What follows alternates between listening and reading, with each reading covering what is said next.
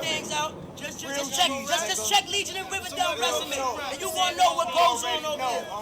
You gonna know that. And don't think you gotta keep passing out anytime. You gotta keep passing out at any time. We the boys in Crew over here. We the boys. What's good, y'all? What's the numbers TV? It's your boy Paul Rowe. Make sure you subscribe to the channel if you're not subscribed already, and like a video if you appreciate the content that Paul Rowe and What's the Numbers is I provided. Today we back with a profile piece. This one is on Ziggy Zah. As you seen in the beginning of the video, that was some footage from the Smack DVD, which is the first time I seen who Ziggy Zah was.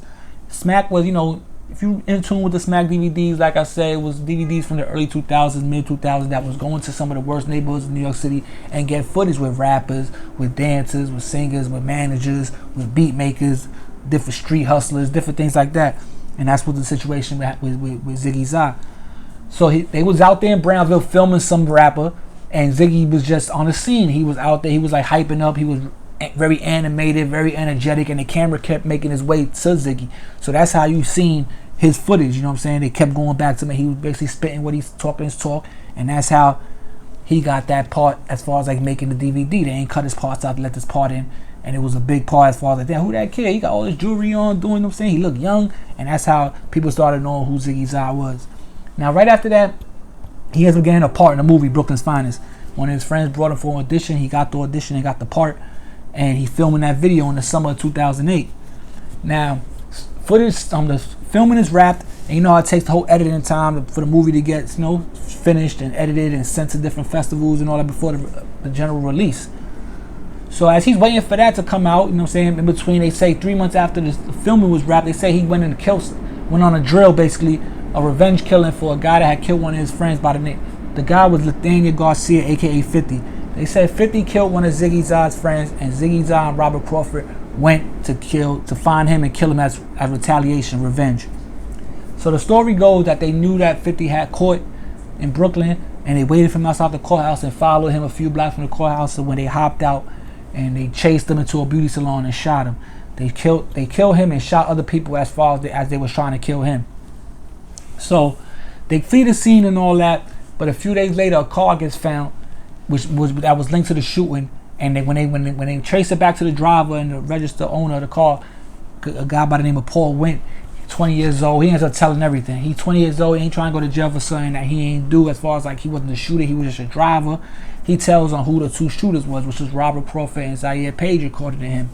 Now they lock them both up, and you know how it takes a little while for the trial to start. So in between that time, Brooklyn's Finest comes out.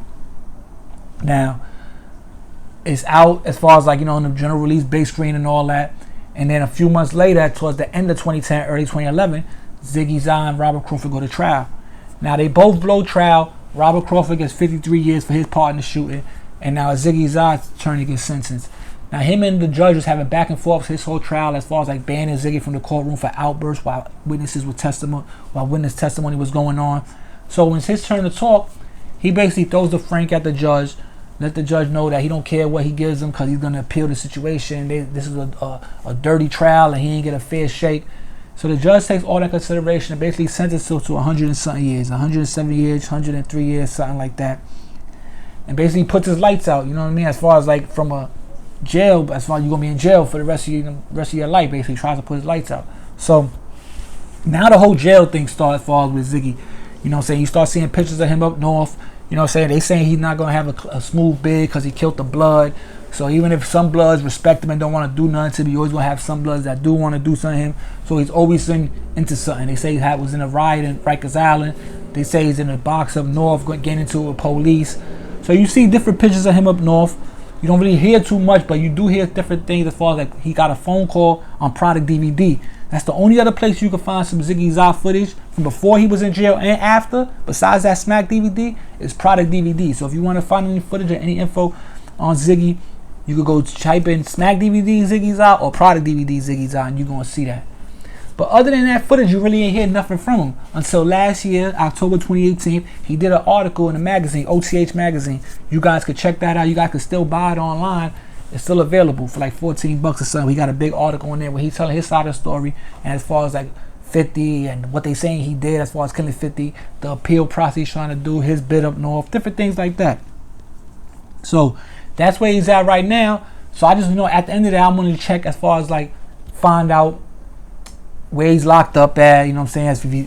One more thing. He did appeal his conviction in 2015. That's the last time I found an appeal as far as that he filed, and it was denied. You know what I'm saying? So maybe there's some more appeals going in after, but his last appeal that was on record in 2015 was denied. Now I looked him up as far as the inmate locator to see if I could find him, to see where he's at, if he still got all that time, if he gave me that time back yet. And I did find him. He is locked up currently in Sullivan, upstate New York, and he still got all that time on his head. So, you know what I'm saying? This is a quick video for Ziggy Zah, one of the big Crips in New York City. You know what I'm saying? I went to jail for, a drill. Basically living the life, you know what I'm saying? And not too many people do too many, I'm not glorifying or praising nothing, but with all the blood history and everybody so infatuated with the Bloods and how they put on, and you know what I'm saying? This is a little something different. This is one of the Crips that in New York City, out of Brooklyn, that put on in the town, and also still holding his own in jail from everything that I'm hearing.